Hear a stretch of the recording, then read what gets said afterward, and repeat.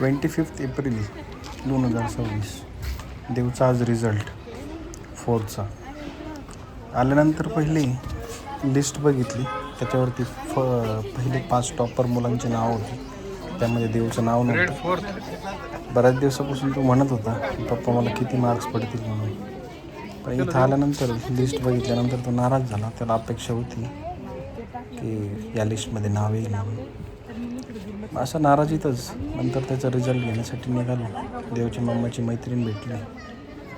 थोडा वेळ तिनं त्यांच्यासोबत गप्पा मारल्या आणि त्यानंतर मग मी देवची थोडीशी समजूत काढत बसलो.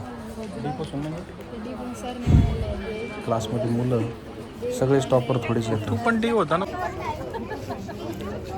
मुलं तशी सगळीच हुशारच असतात. पण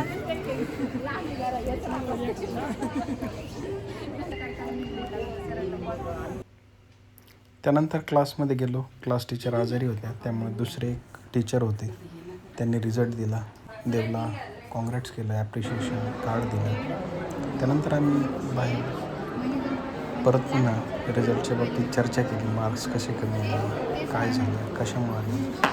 देवनं पण थोडंसं समजून घेतलं. मी त्याला समजावून सांगितलं अभ्यास चांगला असला पाहिजे. मार्क्स जास्त पडण्यापेक्षा आपण ते समजून जास्त घेतलं पाहिजे. आपल्याला कितपत ते कळालं ते महत्त्वाचं आहे. त्यानंतर मग मी त्याला थोडंसं रिफ्रेश करून आम्ही आलो बुक्स घ्यायला.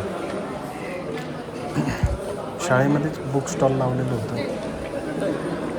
बाहेर एक काउंटर होतं. त्या काउंटरवरती चर्चा केली.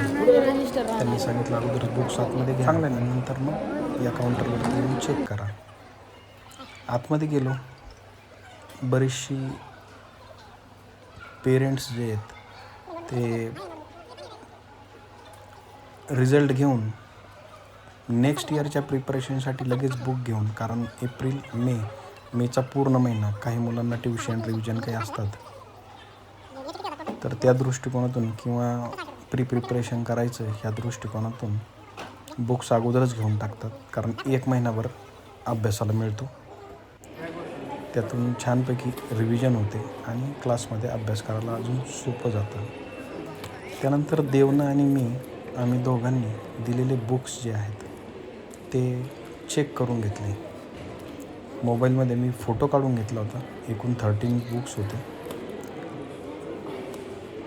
ते एक बुक्स, त्याचं नाव काय आणि कोणचा सब्जेक्ट आहे मी देवला सांगत गेलो. त्याने एक बुक्स तो काढत गेला. असं करून आम्ही पूर्ण बुक्सचे चेक करत होतो. बाकी इतरही पेरेंट्स जे आहेत ते सुद्धा त्यांच्या मुलांची बुक्स चेक करून घेत होते. कारण एखादी जर विसरली तर आपल्याला लगेच तिथून मागून घेता येईल की याच्यामध्ये कमी आली म्हणून.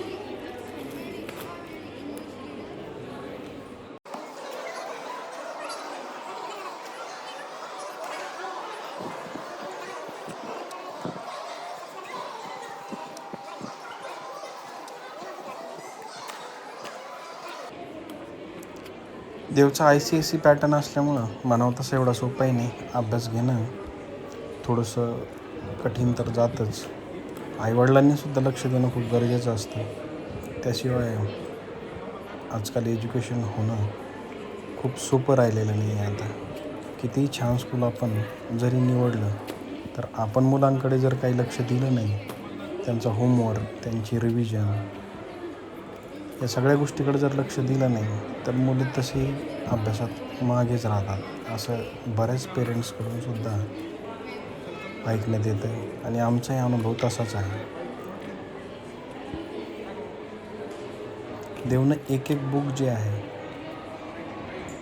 कोणत्या सब्जेक्टची आहे आणि खरंच बुक्स पण जे आहेत म्हणजे आमच्या वेळी जे असायचे त्यापेक्षा खूप छान प्रतीचे आणि दर्जाचे बुक्स असतात. नॉलेजेबल असतात.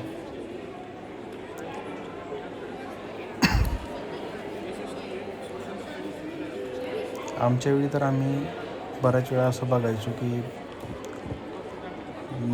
नवीन वर्गात गेल्यानंतर नवीन वर्गातल्या मुलांची ती जुनी पुस्तकं जी आहे ती पण बऱ्यापैकी असायची, म्हणजे खूप खराब झालेली नसायची. त्यामुळे तीच जुनी पुस्तकं घेऊनसुद्धा मी बऱ्याच वेळा वापरलेली. आताच्या मुलांना अशी बुक्स जे आहेत ते काय वर्ष झाल्यानंतर थप्पीला लागून जातात. नोटीस काही केलं नाही मी असं की दरवर्षी नवीनच बुक्स असतात किंवा नाही. आता देवचे जे बुक्स आहेत ते बुक्स जो कोणी 4th स्टँडर्डमध्ये जाईल त्याच्या कामं येऊ शकतात. बट असं स्कूलमध्ये कुठं बघायला मिळालं नाही की मुलांचे मागचे जे बुक्स आहेत ते कोणी प्रिफर करतील किंवा स्कूलमध्ये सेकंड बुक मिळतात म्हणून असं वगैरे आता तरी कुठं बघायला मिळत नाही. असं करता मी सगळे बुक्स वगैरे चेक केले. चेक करून मग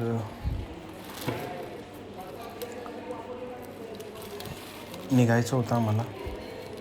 देवच्या मम्माची तब्येत बरी नव्हती त्यामुळे आज काही सकाळी स्वयंपाक झाला नव्हता. त्यानंतर मग आम्ही स्कूलमधून बाहेर निघालो. देवचा रिझल्ट जो आला होता त्याला ॲप्रिशिएशन कार्ड तसं मिळालं होतं देवसाठी. मग आम्ही तिथं रिझल्ट फोटो घेतला. चल नवीन मुलांची आणि कोणत्या डिव्हिजनमध्ये तो गेला 5th मध्ये त्याची लिस्ट बघितली. मदत करायची आपल्याला नंतर. बरोबर आहे. परत बाहेर आल्यानंतर तो पण फर्स्ट येईल पुन्हा.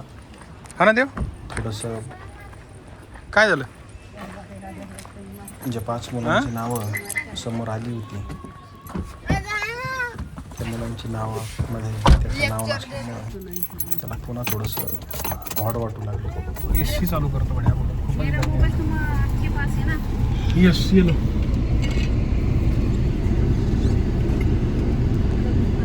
पाणी प्यायला निघालो. अरे आजच्या पेपरलाच काय सांगितलंय आम्ही अबव 40 अशा लोकांना सुद्धा काही आजार असते त्याच्यासाठी त्यांना सुद्धा लसीकरण करावं लागतं. नाहीतर ते घरातल्या छोट्या मुलांमध्ये ते आजार पसरतात असं आजच्या पेपरला दिलं काही. त्यासाठी 7 प्रकारच्या महत्त्वाचं काय म्हणतात काही लसीकरण करून घ्यावं सांगणं. त्याच्यामुळे सांगतो तोंड लावून करतो पीत जाईल मरून पितो. मग काय करतो एक मुलगा म्हणून त्याला मी छोट्या काय तिथे जेवढे दिले तेच मोठ्या 200 पेजेस मोठी साईज रजिस्टर हे 4 साईज मला वाटतं. रजिस्टर नाही भेटत. अरे रजिस्टर आहे. मी काय देवर अभ्यासात जास्त प्रेशर कधीच लावत नाही. त्याला त्याच्या पद्धतीनंच अभ्यास करू देतो. त्याला हेल्प जास्त करते त्याची मम्मा अभ्यासामध्ये. मला पाहिजे तेवढा वेळ मिळत नाही. कोर्ट 2 टाईम ऑफिस त्याच्यामुळे मी थोडासा बिझी असतो. त्यावेळेस विचार करतो आहे की त्याच्याकडे थोडंसं जास्त लक्ष देऊ कारण तो खूप नाराज झाला होता. त्याच्या पहिल्या 5 टॉपर मुलांमध्ये नाव आलं नव्हतं. चला आता निघालो आहे स्कूलमधून बाहेर. भेटूया पुढच्या ब्लॉगमध्ये. Thank you very much.